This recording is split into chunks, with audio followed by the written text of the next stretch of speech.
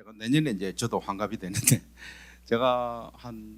저는 해외 생활을 한 35년 정도 한 것 같습니다.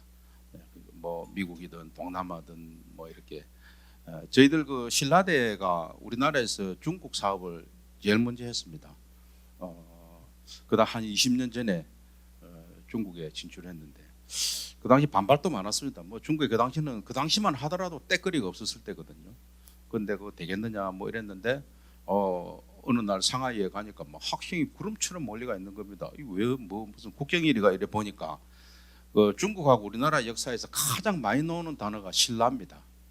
신라 시대, 통일 신라 시대 이게 천년이고 그 당시 자기들도 잘 나가던 당나라기 때문에 신라 대학이 왔다 이러니까 무슨 서울대에서 뭐 왔는가 보다 싶어가지고 그다음 보니까 조건 너무 그렇게 짜다래 어렵지도 안 하고 저 정도면 내가 가면 그래서 저희들이 코로나 전까지만 하더라도 굉장히 그 중국 사업을 잘했습니다. 근데 다행히 저는 중국어가 안 되기 때문에 학교에서 뭐 당신은 막 헐쩍한 동남아나 아마 영어가 조금 된다 하면 그래서 제가 동남아를 한 20몇 년 이렇게 쭉 다니면서 뭐 캄보디아, 라오스, 뭐 인도네시아 전부 제가 사실 이 대학에서 이런 학교들은 조금 천대했습니다. 그래도 뭐 대학이 자매 결혼한다면 미국이나 일본 가야지 무슨 캄보디아를 이게 조금 그런 게 있어서 저는 많이 가다 보니까 근데 세월이 이렇게 변하다 보니까 제 그런 노하우도 이제는 조금 써물 때가 있는 그런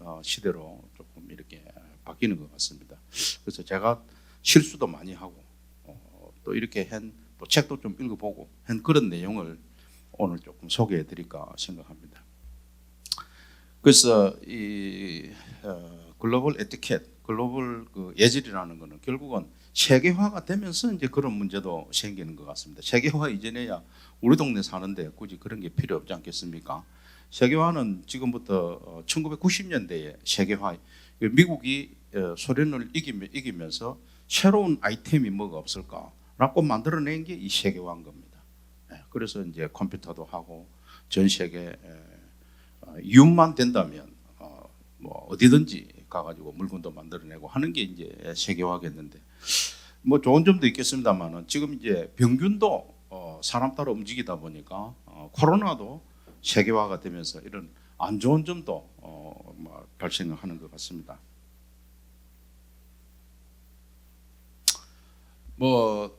기억하시는지 모르겠는데 서울 부산이 옛날에는 정말 멀었지 않습니까? 조선시대 때는 걸어가면 30일이고 제 기억에도 한 12시간 정도는 제가 아마 타봤지 싶은데 그 앞에는 더 걸렸다는 그런 분들도 있더라고요 보니까.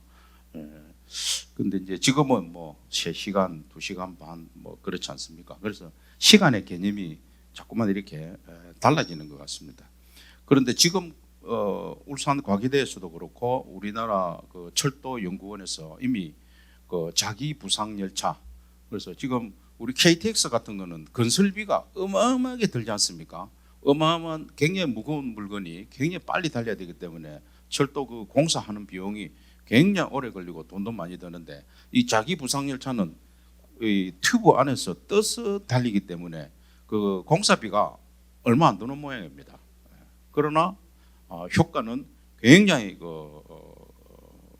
이게 서울 부산이 15분에 주파한다고 이렇게 되어 있습니다. 그래서 2030년 정도면 되는 걸로 그러면 전 세계를 공사비가 얼마 안 들기 때문에 전 세계를 이 튜브 열차가 달리는 시대가 곧 지금 오는 걸로 그러다 보면 정말 글로벌 에티켓이 필요하지 않을까 생각합니다.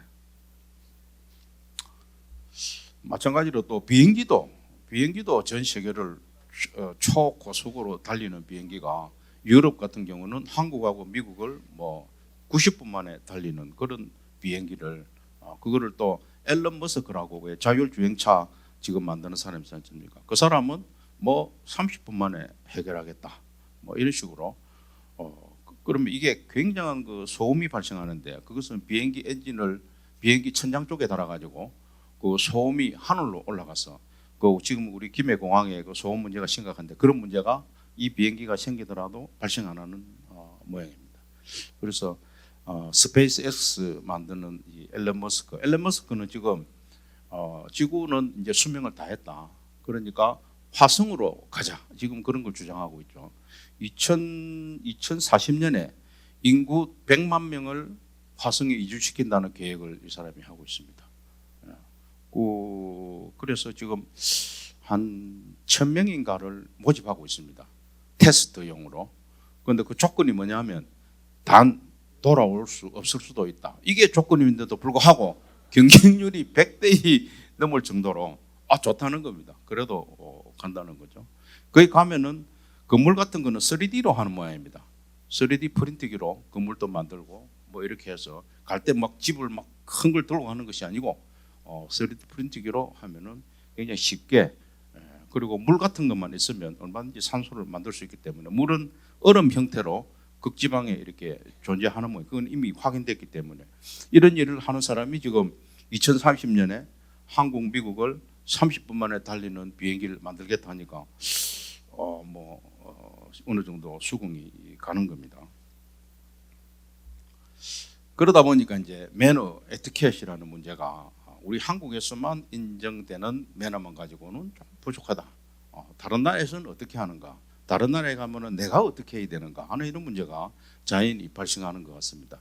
뭐 가장 흔한 게 저런 악수하면서 웃으면서 자연스럽게 웃으면서 뭔가 한마디 건넬 수 있는 이런 게 몸에서 자연스럽게 이렇게 나올 수 있어야 되겠습니다. 밑에 같은 그런 이런 뭐 신문 보면서 이렇게 하는 거는 어느 나라에 가도 환영받지 못하는, 그러니까 기본적으로 예절이라는 거는 우리나라나 어디나 상식적인 거기 때문에 그 상식에 준해서 하면 되는데 조금 특별한 거는 조금 우리가 알고 있으면 좋지 않을까 생각합니다. 예를 들면 북한에 지금 저분이 누군지 아시죠? 장성택이죠. 장성택이 김정은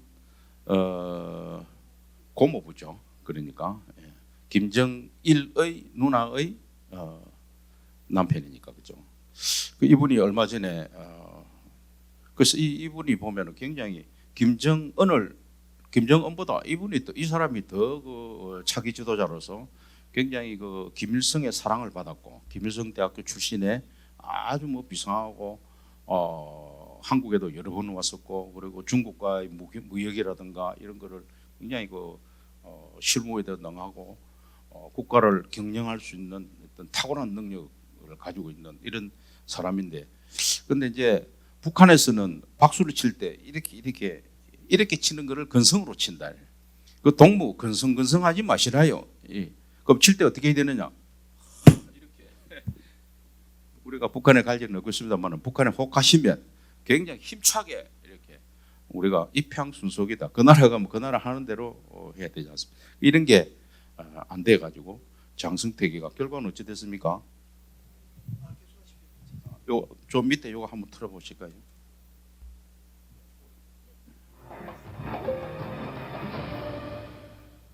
처형 방법도 무자비하고 잔인했던 것 같습니다. 기관총으로 집행한 걸로 전해지고 있는데요. 공포 정치를 극대화하기 위한 걸로 보입니다. 정준희 기자가 보도합니다. 국회 서상기 정보위원장은 장성택의 처형에 기관총이 동원됐을 것이라고 밝혔습니다. 최근에 장성택 부하 두 사람 처형할 때 기관총으로 처형했다는 것을 국정원에서 확인해 준 바 있습니다. 뭐 같은 방식일 걸로. 처형이 공개적으로 이뤄졌는지는 아직 알려지지 않았습니다. 북한의 공개 처형은 과거 수총 사격이 주를 이뤘지만 김정은 체제 들어서는 기관총이 동원되면서 더욱 잔인해지고 있습니다. 실제로 음란물 제작 등의 혐의로 최근 처형된 은하수 관현악단 단원들과 장성택의 측근 리용하와 장수길이 기관총에 총살됐는데, 일각에서는 대공 무기로 사용되는 고성능 사신 기관포가 사용됐다는 얘기도 나오고 있습니다. 지난해 초 김정일의 사망 애도 기간 중 술을 마시다 적발된 김철 인민무력부 부부장은 박격포에 처형된 것으로 전해졌습니다. 이 기관총을 쐈다는 거는 진짜 북한 놈들한테 주는 그 위압감이란 건 뭐 말할 수가 없죠. 저렇게 처형되면 그러니까 감히 도전하지 못하게 하고. 국정원이 올 한 해 북한에서 40명이 공개 처형됐다고 밝힌 가운데 장성택 추종 세력에 대한 대대적인 숙청에 따라 공개 처형 대상은 더 늘어날 전망입니다. MBC 뉴스 정준입니다. 제가 한 15년 전인가 저희들이 아까 우리 김병수 회장님도 말씀하셨습니다만은 그 캄보디아에 가가지고 캄보디아의 한국 PUC라는 대학에서 바나사스트라 유니버시티 오브 캄보디아라고 바나사스트라가 바냐심경에서 나오는 거는 그 학교에 이제 저희들이 한국 센터를 만들고 이러면서 캄보디아에 제법 이제 저희들이 활동을 많이 했습니다. 그러니까 옆에 이분이 왼쪽에 있는 분이 캄보디아 현재 훈센 총리입니다. 31살에 훈센 총리가 돼가지고 지금 뭐 한 40년 동안 총리를 하고 있고 옆에 분난이 여사인데 신라대 명예박사를 받고 싶다는 겁니다. 그럼 뭐 언제든지 저희들은 환영이다. 그런데 내가 시간이 없어서 신라대에서 와가지고 우리한테 명예박사를 주면은 그거 어떻게 했느냐. 그것도 이렇게 알아보니까 신라대에서 굳이 뭐 또 안 할 이유도 없고 좋습니다. 이렇게 해서 4월 3일이 생일이거든요. 그래서 4월 3일 맞춰가지고 행사를 하기 위해서 캄보디아에 그때 뭐 총장님, 이사장님 뭐 이래가지고 이제 갔는데 그때 그 훈센 총리가 4월 3일은 내가 바빠서 안 되고 4월 1일 날 한다면 나도 참석하겠다.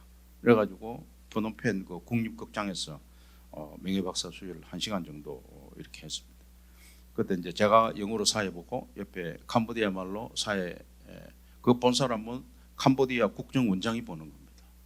무슨 아나운서가 보는 게 아니고 땀을 뻘뻘 흘리면서 저는 뭐 실수해도 별로인데 이 사람은 막 모든 게 쪼리고 막 이러면 앞에 앉은 사람은 뭐 전부 다 별이 달려 있고 뭐 그런 인도 캄보디아를 움직이는 이런 사람들이 쫙 앉아가지고 그걸 1시간 정도 하고 나서 이제 분난이 여사 제가 축하한다고 아이고 축하합니다 이러니까 순간적으로 안식이 싹 변하는 겁니다. 이상하네. 내가 말이 이거 하기 위해서 얼마나 고생을 하고 이메일 전화만 여러 수백 통을 했을 건데 그래가 왔는데 고맙단 말은 안 하고 이렇게 물론 좀 있으니까 풀어지긴 했는데 이해가 안 되더라고요. 나중에 제가 저녁 밥물 때 물어보니까 당신이 인사를 잘못했다는 겁니다. 이게 낮추서 하는 게 아니고 손을 오래 들어야 되는데 그 다음 페이지 보실까요? 이게 라오스, 캄보디아, 태국 이런 데는 불교 국가이기 때문에 손을 우리 절에서 하듯이 손을 합장해서 하지 않습니까? 우리는 절에 갈 때 뭐 손을 위로 올리라, 내차라 이런 뭐 그게 없잖아요. 그냥 뭐 합장해라 이렇게만 말하지. 이거 그렇게 생각하고 뭐 이렇게 했는데 그게 아니고 친구 간이거나 이럴 때는 이게 밑으로 내려가도 되는데 상대방이 높을수록 손이 위로 올라가야 되는 거예요. 부처님이나 뭐 신이나 이런 뭐 더 올라가야 되는 거예요.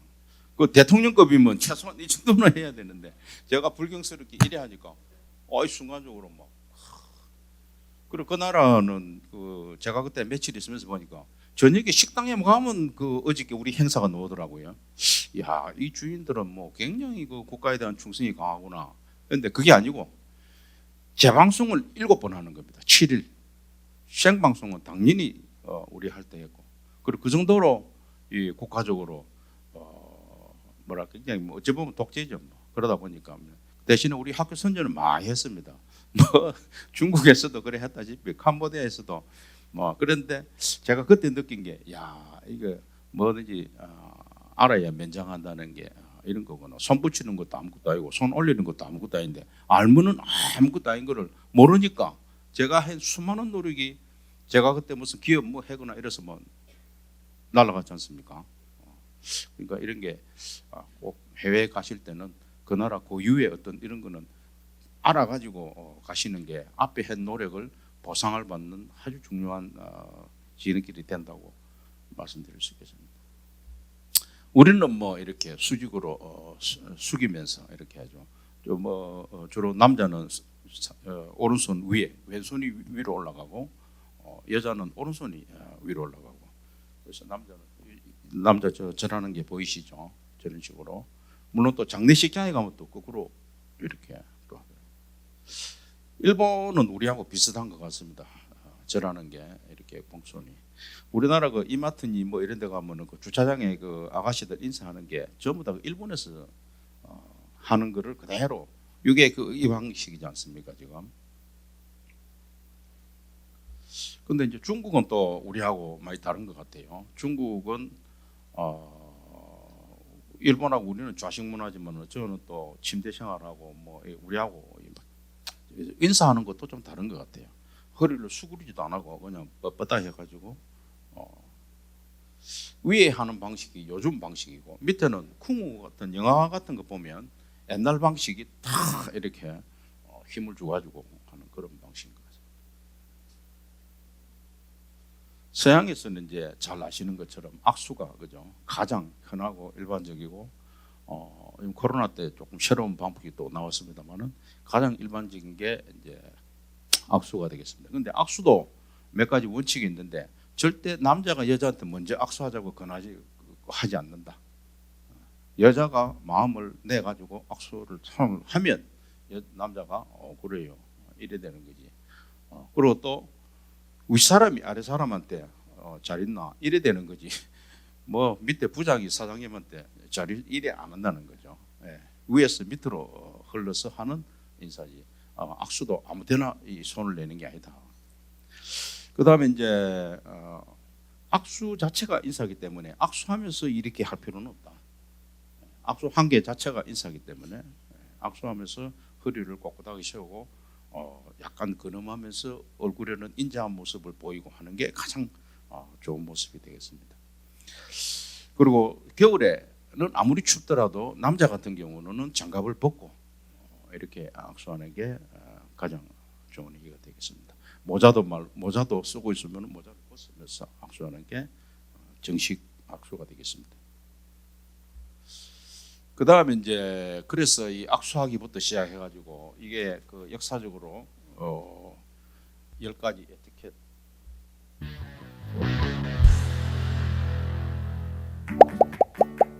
자, 매너 있게 입을 다물고 음식을 씹으면서 집중해 주세요. 지금부터 10가지 에티켓의 놀라운 기원에 대해 알려드립니다. 우리는 보통 어린 시절부터 예의범절의 기본을 배웁니다. 하지만 가장 흔하게 행해지는 에티켓 규칙에 역사적 기원이 있다는 것을 아는 사람은 많지 않습니다. 시작하기 전에 다시 한번 알려드려요. 구독 버튼을 클릭하는 것을 잊지 말고 알림벨도 울려주세요. 그러면 매일 업로드되는 영상을 하나도 놓치지 않을 수 있습니다. 10번 악수하기. 우리는 새로운 사람을 처음 만나면 반자동적으로 항상 악수를 합니다.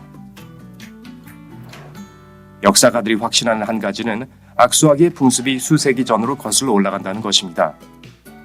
아테네 아크로폴리스 박물관에서도 헤라와 아테나가 악수하는 조각을 볼 수 있는데 이 조각은 기원전 5세기에 만들어진 것으로 추정됩니다. 대부분의 전문가가 이 제스처가 만들어진 이유가 악수를 하는 양 당사자가 좋은 의도를 가졌다는 것을 보여주기 위한 것이라는 데 동의합니다. 당시 헤라는 아테네에게 아파트라도 팔았는지 모르겠어요. 또 다른 이론에 따르면 악수할 때 우리는 오른손을 쓰기 마련이고 대부분의 사람들이 오른손잡이기 때문에 오른손을 내미는 인사는 자신이 무기를 가지고 있지 않고 어떤 분쟁도 원하지 않음을 보여주기 위한 과거의 필수적인 예절이었을 것이라고 합니다. 손 안에 숨길 수 있을 만한 무기는 훨씬 나중에서야 발명되었으니까요. 9번 실내에서 모자 벗기. 실내에서 모자를 벗는 에티켓은 시간이 지나면서 덜 엄격해졌습니다. 요즘에는 모자가 누군가의 시야를 가리거나 실내에서 모자를 쓰는 것이 불편하면 벗으세요 라는 정도로 완화되었죠. 이 에티켓의 기원은 기사가 왕 앞에서 철모를 벗어야 했던 고대 시대로 거슬러 올라갑니다. 이 행동은 목숨을 앗아갈 수도 있는 공격으로부터 머리를 보호하는 철모를 벗을 정도로 기사가 왕을 신뢰한다는 의미를 전달했습니다. 게다가 실용적인 이유도 있습니다. 모자는 전통적으로 햇빛, 비, 눈으로부터 착용자를 보호하기 위한 것입니다. 도시에서는 비둘기도 걱정해야 하고요. 실내에서는 걱정할 필요가 없죠. 8번 식탁에 팔꿈치 올리지 말기. 과거의 사람들은 나무 판자를 구루터기나 통나무 위에 놓고 거기에서 음식을 먹었습니다. 예상하셨겠지만 이렇게 만든 식탁은 전혀 안정적이지 못했습니다. 그래서 누군가 팔꿈치를 대면 식탁이 뒤집어지고 모든 사람의 식사를 망칠 수 있습니다. 하지만 이 예절의 기원에 대해서는 또 다른 설명이 있습니다. 중세시대 연회가 열리면 수많은 사람들이 모여 공간이 부족했습니다. 그래서 누군가 식탁에 팔꿈치를 올리면 좁은 공간이 더 좁아져 불편함이 커짐에 따라 이런 에티켓이 생겨났다고 하네요. 7번 건배 후 잔 부딪히기. 사실 두 가지 이론이 있습니다. 첫 번째 이론에 따르면 과거의 사람들은 유리잔을 세게 부딪혀서 한 사람의 잔에 들어있는 음료가 다른 사람의 잔으로 적어도 한 방울 섞이도록 했습니다. 음료에 독이 들어있지 않다는 것을 확신하기 위한 고대 독극물 탐지법이었죠. 두 번째 이론은 다소 신비롭습니다. 기본적으로 중세시대 사람들은 술에 악령이 들어있어서 마시기 전에 술잔을 부딪혀 소리를 내야만 쫓아버릴 수 있다고 믿었습니다. 영어로 증류주를 영혼이란 뜻인 스피릿이라고 부르는 이유가 이것 때문일까요? 6번, 숙녀를 위해 의자 빼주기. 숨 쉴 수 없을 정도로 조이는 코르셋과 거대한 드레스를 입던 시대, 여성들은 몸을 구부려 의자를 꺼낼 수 없었기 때문에 신사가 여성을 도와주는 것이 타당했습니다. 게다가 이로 인해 여성은 더 우아하게 앉을 수 있었죠.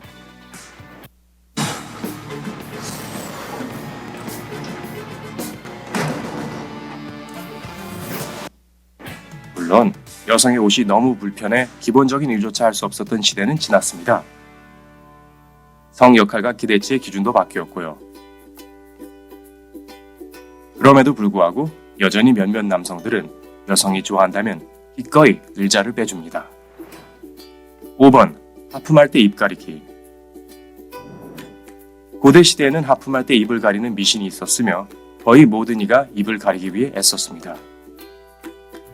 왜냐하면 그 당시 사람들은 입을 벌리면 영혼이 말 그대로 입 밖으로 빠져나와 몸을 떠날 수 있다고 믿었거든요. 영혼을 제자리에 잘 두기 위해 사람들이 하품할 때 입을 가린 거죠. 이후 흑사병이 창궐하던 시기, 이 미신에는 좀 더 실용적인 믿음이 더해집니다. 사람들은 하품을 할 때 입을 가려야만 병에 걸리지 않을 것이라고 생각했어요. 요즘 하품은 지루함의 표시로 공개적으로 하품을 하는 것은 다소 무례한 행동으로 여겨집니다. 때로 하품은 그저 하품일 뿐인데 말이죠. 4번, 재채기 후 bless you라고 말하기. 누군가 재채기를 할 때 그 사람을 축복하거나 건강을 기원하는 행동은 인류 역사에서 슬픈 기원을 가지고 있습니다. 내셔널 지오그래픽에 따르면 bless you라는 구절은 기원전 590년의 흑사병 시대로 거슬러 올라갑니다. 이 암울한 시기 그레고리 1세 교황은 재채기하는 사람을 축복하라고 명했는데 재채기가 흑사병의 징조로 여겨졌기 때문입니다. 요즘 우리는 흑사병을 염려할 필요는 없지만 여전히 이 예의 바른 의식을 행하고 있습니다. 모두 몸 조심하세요. 3번, 손가락으로 사람 가리키기. 옛날 사람들은 오늘날 우리보다 미신을 훨씬 더 많이 믿었던 것 같네요. 누군가를 손가락으로 가리키는 행동은 불길한 행동으로 사람들은 불행한 결과를 초래하게 될까봐 전전긍긍했습니다. 손가락으로 가리키면 의도치 않게 저주를 불러올 수 있다고 생각했죠. 생각해보면 이 제스처는 특정인에게 주의를 집중시키긴 해요. 그리고 주변에 다양한 사람들이 있었을 테니 무슨 일이 생길 수도 있었을 것 같아요. 2번, 땅에 침 뱉기. 땅에 침을 뱉는 것은 유럽과 미국에서 매우 무례하고 불쾌한 행동으로 여겨집니다. 그리고 이미 소개한 다른 기원들과 마찬가지로 그 기원도 흑사병 시대로 거슬러 올라갑니다. 과거 사람들은 땅에 침을 뱉으면 병이 퍼질 수 있고 모든 것이 훨씬 더 악화될 수 있다고 믿었습니다. 그리고 그건 근거 없는 미신만은 아니었을 겁니다. 흑사병을 염려하던 시대는 지났지만 최소 서양 국가에서는 아직도 부정적인 행동으로 간주됩니다. 1번, 팁 주기. 팁을 남기는 행동은 중세 유럽으로 거슬러 올라갑니다. 하지만 그 당시의 사람들은 식사 후가 아니라 식사 전에 팁을 주었는데 이는 좋은 품질의 음식을 빨리 제공받기 위한 것이었습니다. 팁은 곧 신속 보장을 뜻했던 것이죠. 이 전통은 계속 이어졌지만 일단 서비스 먼저 라는 접근 방식으로 바뀌었습니다. 이 외에 다른 에티켓이나 관습의 기원을 알고 있나요? 아래 댓글에서 말해주세요. 만약 이 영상이 마음에 드셨다면 좋아요를 누르고 친구들과 공유해주세요. 밝은 면에 재미있고 여기서 팁 주기 그죠? 이게 우리가 외국까지 생활하면 굉장히 우리한테 좀 안 맞는 것 같아요. 뭐 나는 식사할 때 밥값 다 준 것 같은데 점심 때는 보통 10%, 저녁에는 15%를 여기 이 테이블 위에 놔놓고 나와야 되기 때문에 혼자 먹을 때는 그게 뭐 그렇지만 4명 5명 먹으면 이게 굉장히 많은데도 불구하고 하여튼 사람 손이 가는 거는 무조건 팁을 줘야 되는 것 같아요.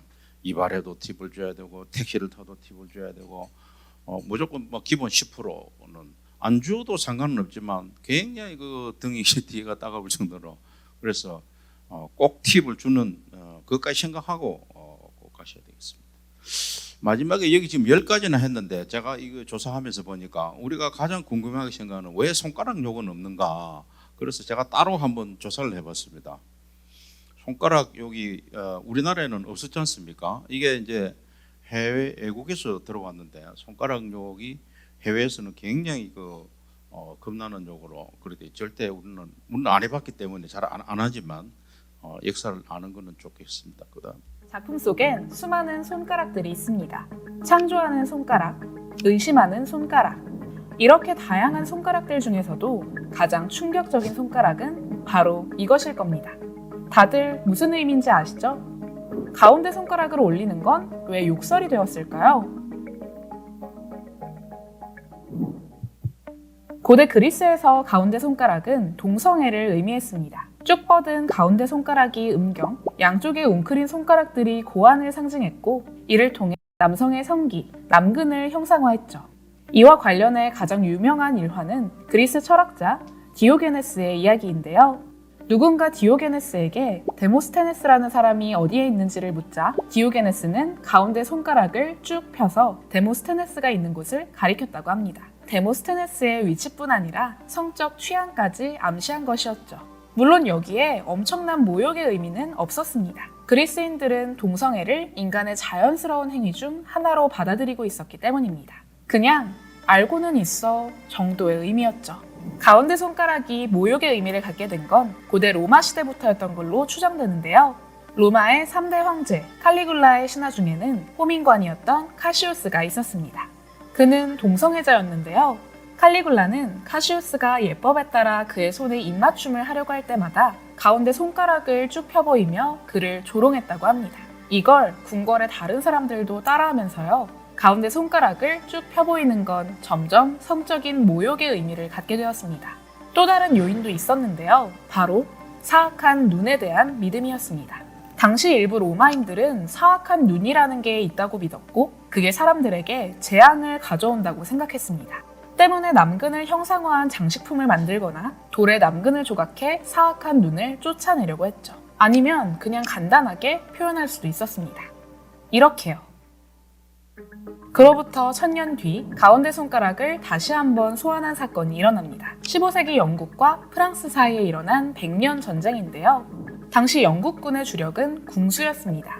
영국군 궁수가 쏜 화살은 중모장한 기사의 갑옷도 뚫을 정도로 강력했죠. 때문에 전쟁 초기 영국이 프랑스를 압도했던 데는 궁수의 역할이 꽤 컸습니다. 그래서 당시 프랑스군은 영국군 궁수를 포로로 잡게 되면 다시는 화살을 못 쏘도록 손가락을 잘랐다고 합니다. 영국군 병사들은 프랑스군의 만행에 치를 떨었습니다. 그래서 전투에서 크게 승리하게 되면 손등을 바깥으로 한 채 검지와 중지를 V자로 그려 상대방을 조롱하곤 했죠. 그건 내 손가락이 잘리지 않았다, 즉 승리했다는 의미였습니다. 오늘날 이것은 승리의 의미로 잘 알려져 있지만 영국에서는 여전히 모욕의 의미가 더 강한 제스처입니다. 그리고 이 V에서 검지를 내리면 우리가 잘 아는 그 모양이 되는데요. 역시 내 손가락이 잘리지 않았다는 의미였고 제스처와 함께 이렇게 외치기도 했다고 전합니다. 우리는 여전히 활 시위를 당길 수 있다네. 여기서 주목나무로 만든 활을 당긴다는 뜻의 플럭 U가 시간이 흐르면서 Q로 변했다는 이야기도 있습니다. 이러한 문화적 배경을 염두에 두면서 영상 맨 처음에 나왔던 이 그림을 다시 보면 어떨까요? 이 작품은 16세기 독일의 화가 한스 홀바인의 무덤 속 예수의 시신인데요. 예수의 가운데 손가락이 시선을 빼앗는 작품이죠. 물론 우연히 저 모양이 된 거라고 생각할 수 있지만요. 홀바인이 다른 작품에서도 상징과 은유를 즐겨 사용했다는 점을 생각하면 그냥 넘기긴 쉽지 않습니다. 왜 작품에 손가락 욕이 그려져 있는 걸까요? 16세기는 종교개혁이 한창 진행되던 시대였습니다. 1517년 마르틴 루터가 교회의 부패를 고발한 이후 그 의견에 동조하는 세력이 들불처럼 번지고 있던 때, 홀바인 역시 종교개혁의 열렬한 지지자였죠. 때문에 당시 교회에 대한 비판적 시선을 그림 속에 듬뿍 녹여내기도 했는데요. 바로 이 그림이 그걸 가장 잘 보여준다고 할 수 있습니다. 죽는 순간의 고통을 그대로 드러낸 얼굴, 앙상한 갈비뼈와 피로 물든 상처, 발등의 상처는 벌써 검은색으로 변해 있죠. 이전의 그림들이 예수를 아름답게 그리기만 했다면 홀바인은 예수의 죽음 하나만을 파고들었고 섬뜩할 정도로 사실적으로 묘사해냈던 겁니다. 그리고 성기를 가린 천조각과 그 근처에 놓인 가운데 손가락, 오랫동안 남성의 성기를 상징했던 그 손가락으로 시선이 옮겨가면요, 이런 의문이 들지 않을 수 없죠. 죽으면 결국 성기를 가릴 천조각뿐, 살았을 때 화려한 의복이 다 무슨 소용일까? 홀바인은 타락에 젖었던 당시 교회에 대고 가운데 손가락을 날리고 싶었던 게 아닐까요? 종교개혁의 물결은 멀리 보면 미국의 탄생을 낳았습니다. 17세기의 여러 유럽 국가들은 종교개혁으로 탄생한 개신교 세력을 받아들이지 않았는데요.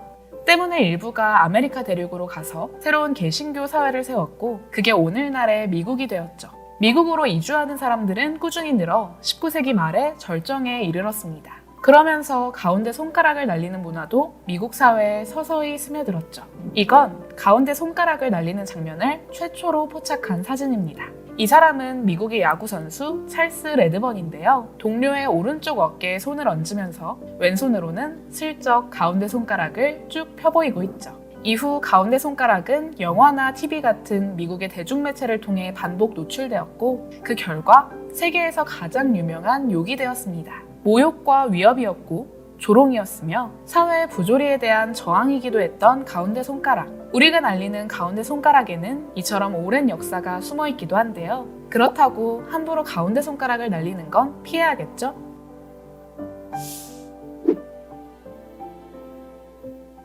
일본에는 제가 알기로는 여기 딱 2개밖에 없는 걸로 알고 있습니다. 화가 나면은 빠가야로, 아시죠? 돌대가리다. 돌대가리다. 그게 욕인가 싶은데 그거보다 더 화가 나면 하는 거는 칙쇼 데스. 너는 짐승이다.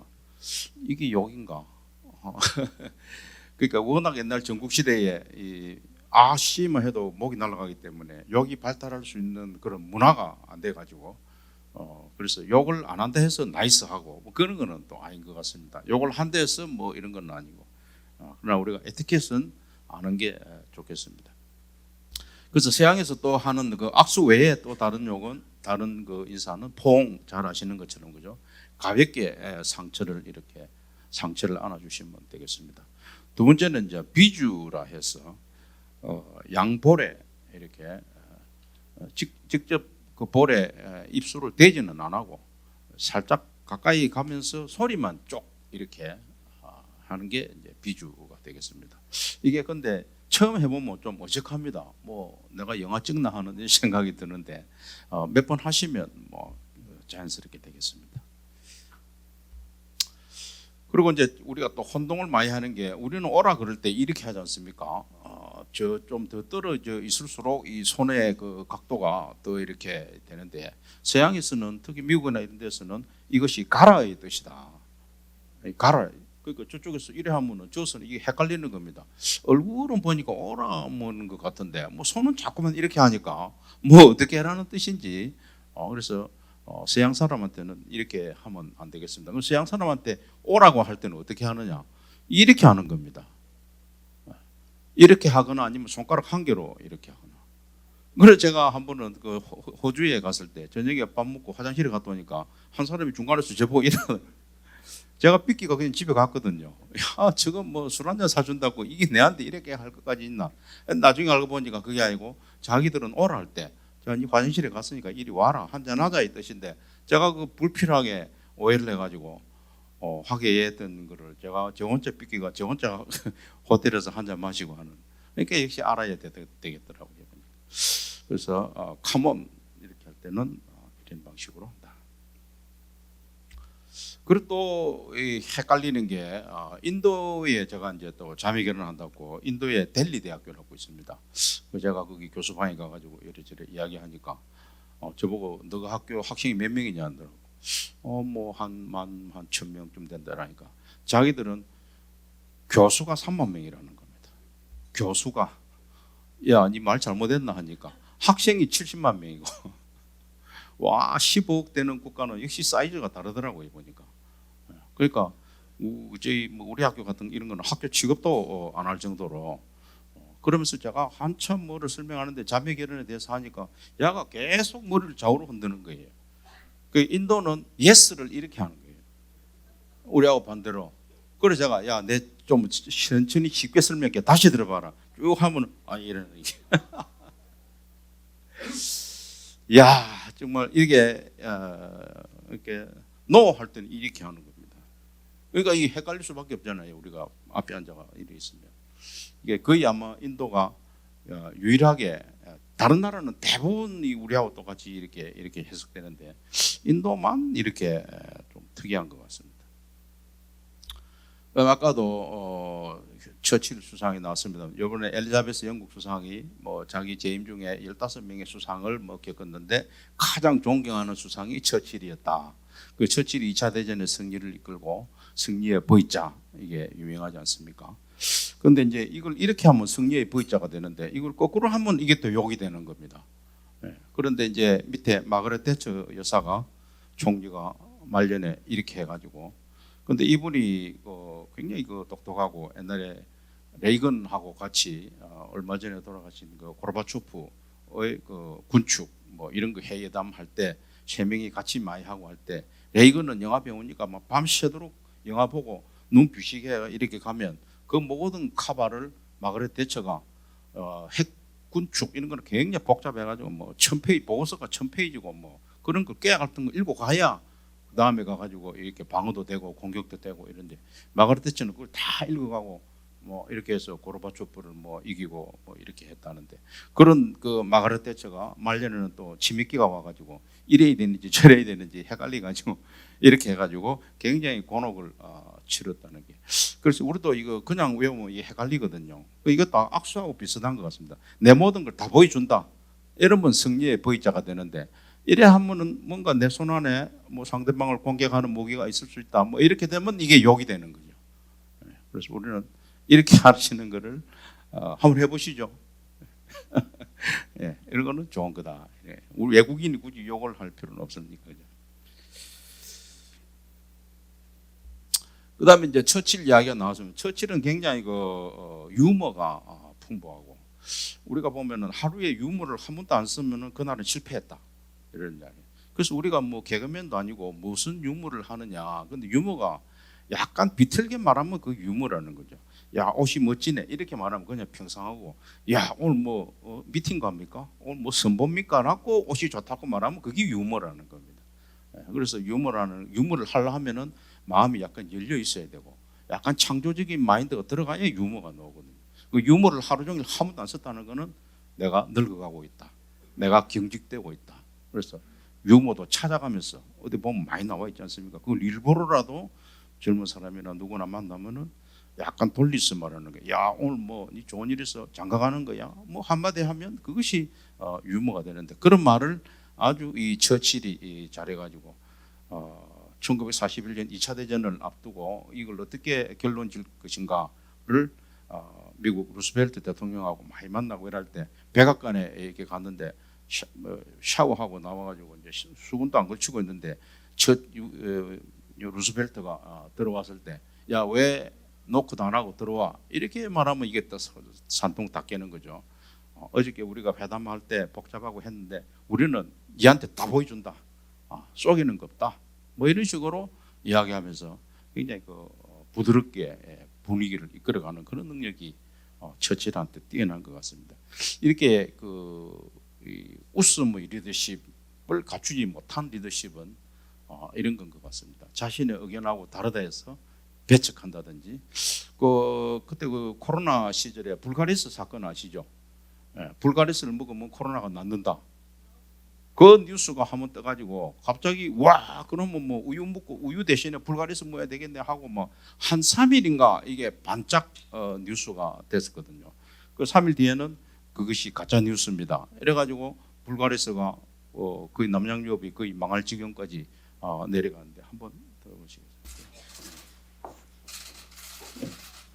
먼저 온 국민이 코로나로 힘든 시기에 당사의 불가리스와 관련된 논란으로 실망하시고 분노하셨을 모든 국민들과 현장에서 더욱 상처받고 어려운 날들을 보내고 계신 직원, 대리점주 및 낙농가 여러분들께 진심으로 사과드립니다.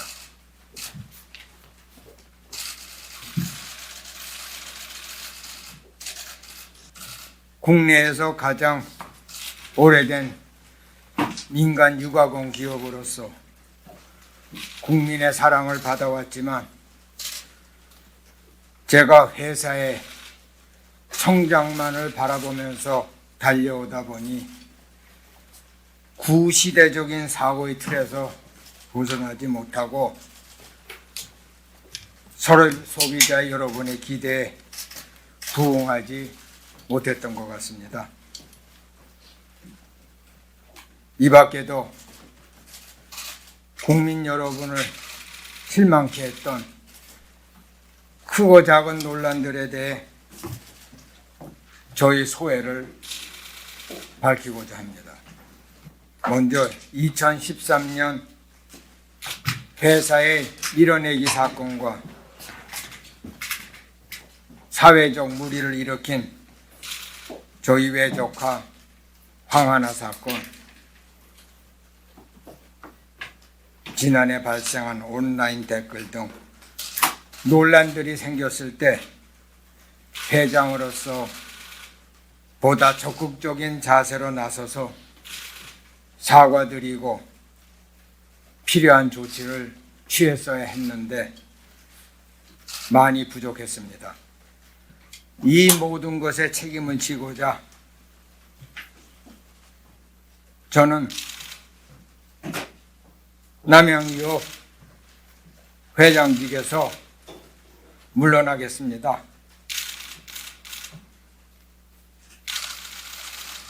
또한 자식에게도 경영권을 물려주지 않겠습니다. 최근 사퇴 수습을 하느라 이러한 결심을 하는 데까지 늦어진 점 진심으로 죄송합니다.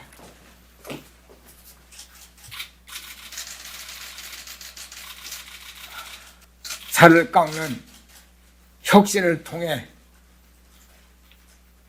새로운 남양을 만들어갈 우리 직원들을 다시 한번 믿어주시고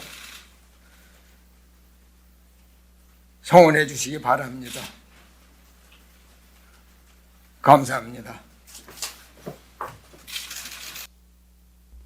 처칠은 그 직장 회의 같은 걸 할 때 얼마든지 반론을 받아들이고 반론을 들어주는 그런 타입이라면 이 남양유업 홍은식 회장님 같은 경우는 아무도 뭐라고 회장이 결정 내렸을 때 노라고 말 못하는 회사 분위기인 겁니다. 그래서 불가리스가 누가 그 안에 회사 연구원이 회장님 우리 불가리스가 코로나 낫는 걸로 됐습니다. 그러니까 회장이 그래 뭐 기분 좋은 겁니다. 근데 다른 사람들이 보면은 그게 아닌데 회장이 너무 기분 좋게 말하니까 거기에 대해서 회장님 그게 아닙니다 말하는 순간 그 안에 날아가니까 그냥 가만히 있는 겁니다. 전부 다 어떻게 되는 것만 지켜보고 있고 결국은 그것이 이런 사건을 아무것도 아닌 걸로 인해서 회사가 완전히 초토화되는 지경까지 굉장히 그 서양이 잘하는 그런 유머 감각이 굉장히 중요한 것 같습니다. 이제 거의 마지막으로 들어갑니다. 이제 우리가 해외 가면 뭐 여러분들 뭐 다 호텔에 주무시겠는데 그냥 상식적으로 호텔 등급은 5개가 있다. 우리가 7성급이나 7성급은 없습니다. 6성급도 없습니다. 5성급이 최고다. 그럼 7성급은 말은 뭔데? 그만큼 좋다는 것을 표현할 뿐이라는 거예요. 그래서 3성급은 이제 외국어를 하는 종업원이 있다. 영어든 일어든 뭐든. 그 이제 4성급, 5성급은 이제 레스토랑이 2개냐 3개냐에 따라서 4성급, 5성급으로. 물론 이제 여러 가지 뭐 국제 회의를 할 수 있는 회의 장소가 있다든가 이러면 더 이제 화려해지겠죠. 그 현재까지 세계적으로 가장 훌륭한 멋진 호텔은 아마 이 비즈 알 아랍 호텔인 거. 혹시 여기 가보신 분 계십니까? 저도 죽기 전에는 꼭 한번 가보고 싶은 이 호텔인데 7성급이라고 알려진 세계 최고 호텔.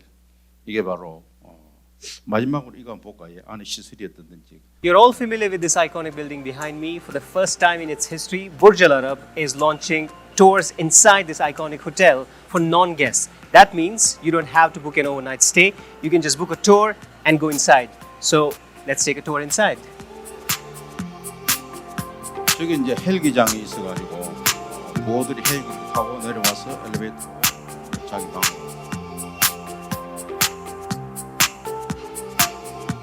If you would like to take some photos, we will be stopping shortly and have a camera set up for the perfect shot.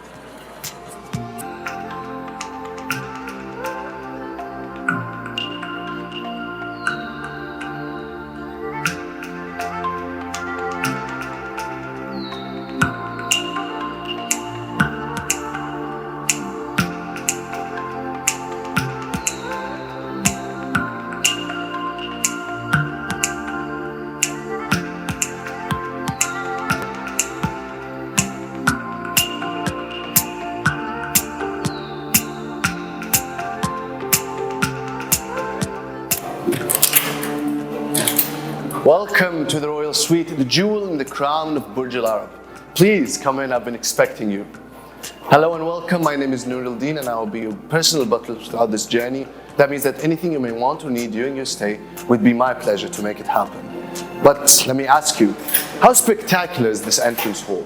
I personally like the golden marble staircase, the 24-karat gold-plated ceiling and walls, and even your own private elevator.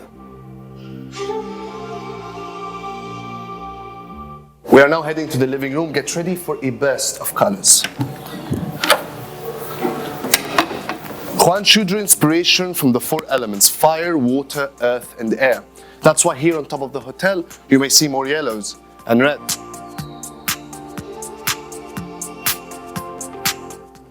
Right this way. And if your favorite color is pink, this room is definitely for you. Welcome to the Majlis, a traditional Arabic meeting space where I sit down and have coffee with your friends and family.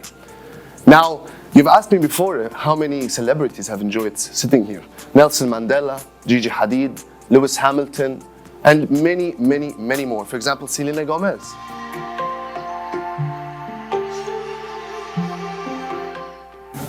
Speaking of details, you see this beautiful marble? It looks like one piece, doesn't it? But it actually took 6 months to figure out how to cut and assemble this rare Italian marble to make it seem like one seamless piece. If you'd like to take a shower, you can always take it while surrounding yourself with 24-karat gold.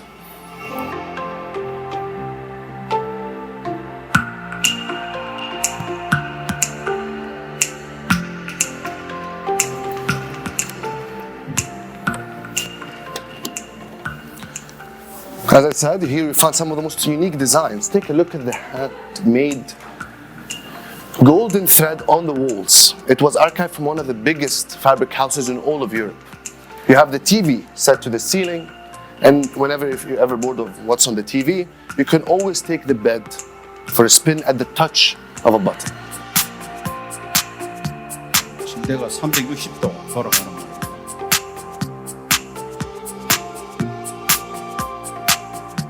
전부 금박으로.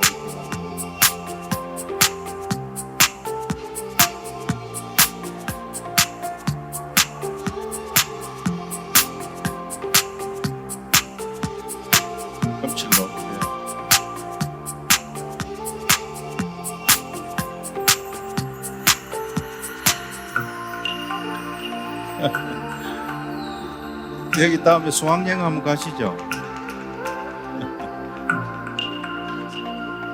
네. 계획돼 있습니까? 아이고.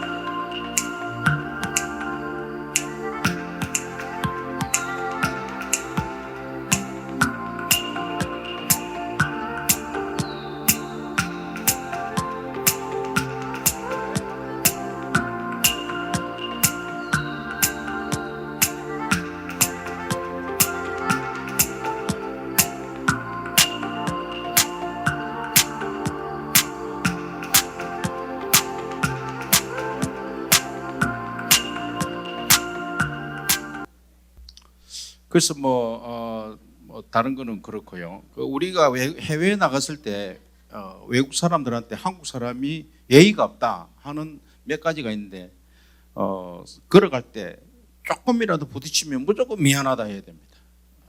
미안하다. 그럼 저쪽에서 괜찮다고 말하겠죠. 무조건 우리는 하고 말잖아요. 그거 별거 아니잖아. 니 내한테 그래도 그건 나도 신경 안 쓴다. 우리는 그런 뜻인데 저쪽에서는 무조건 미안하다. I'm sorry. 바로 들어가야 돼. 그 다음에 상대방이 소매를 당기면서 뭐 이야기한다든가 그 굉장히 위협적으로 생각합니다. 이 사람 왜 이러지 내한테. 굉장히 위협적으로 이렇게 생각. 그 다음에 대화를 할 때 뭐 상대방 무릎을 친다든가 뭐 이런 것도 거기서는 굉장히 무례하게 못 뺀 사람으로 이렇게 보기 때문에 약간 떨어져 가지고 이렇게 이야기하는 게. 우리는 또 건물 안에서 복도에서 바쁘면 막 뛰가고 그렇지 않습니까? 복도에서 건물 안에서는 절대 뛰지 않는다. 그거 희한하더라고요. 아무리 바빠도 건물 안에서는 걸어가야 돼. 네. 그다음에 이제 큰 소리로 이야기하는 이는 중국 사람한테 주로 많이 해당. 큰 소리로 이야기하는 거. 상대방 다른 사람한테 방해를 주니까 이런 거. 그리고 이제 우리가 가장 흔히 하는 실수가 엘리베이터나 아니면 어떤 다른 문에 들어갈 때 문을 열고 내가 나가려 하는데 누가 뒤에서 오잖아요. 그러면 거기는 백발백중 문을 잡고 있습니다. 그 사람이 오가지고 내하고 같이 가자. 내가 들어갔는데 문이 다 깊으면 뒤에 오는 사람은 다시 열고 들어와야 되니까 그 수고를 해주면 하는 거는 그거는 굉장히 무례한 걸로. 그래서 반드시 잡고 있어야 됩니다. 그리고 같이 들어가고 after you. 당신 먼저 after 니 뒤에 내가 가겠다. after you. 아니면 please 이러면은 지가 이렇게. 그럼 결국 마찬가지죠. 다른 사람도 먼저 들어갈 때 내가 뒤에 따라가면 결국 그 사람도 잡아주기 때문에 결국은 똑같은 거기 때문에. 그러나 우리는 굉장히 마음이 급하고 바빠 놓으니까 그냥 빨리 열고 내가 뒤에 사람한테 대한 예의 이런 것보다도 내 임무를 먼저 해야 된다 하는 이게 더 강박관념이 강해가지고 열고 그냥 나가고 문이야 뭐 닫히든지 뭐 이게 굉장히 그 외국 사람은 안 좋게 보는 이거 하나만 고쳐도 한국 사람들에 대한 이미지가 아주 개선될 수 있지 않을까 그렇게 생각합니다. 특히 엘리베이터도 맞아. 엘리베이터에서 이런 경우가 자주 발생하는데 내가 기다리고 있는데 엘리베이터가 열리려 하는데 누가 뒤에서 온다.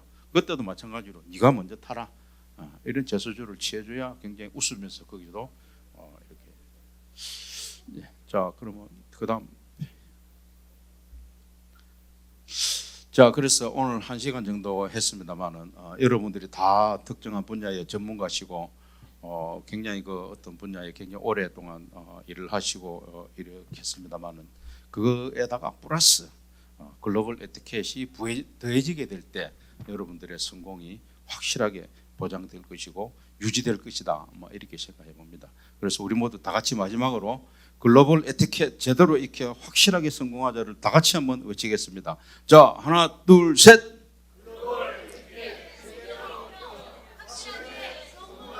한 번 더 시작. 글로벌 에티켓 제대로 익혀 확실하게 성공하자. 3, 4번 마지막으로 시작. 글로벌 에티켓 제대로 익혀 확실하게 성공하자. 감사합니다.